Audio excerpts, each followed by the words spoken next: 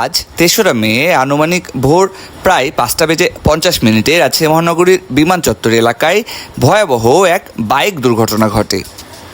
সূত্রে জানা যায়, দুইজন বাইক আরোহীর একজন বায়া অঞ্চল থেকে এবং অন্যজন ১২ রাস্তা অর্থাৎ বিমান চত্বর অঞ্চল থেকে অত্যন্ত দ্রুত গতিতে বাইক চালিয়ে যাচ্ছিলেন।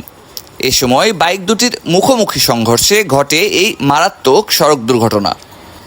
এই সময় ঘটনাস্থলে আহত দুইজন বাইক আরোহীকেই মারাত্মকভাবে জখম অবস্থায় রাজশাহী মেডিকেল কলেজ হাসপাতালে নেওয়া হয়।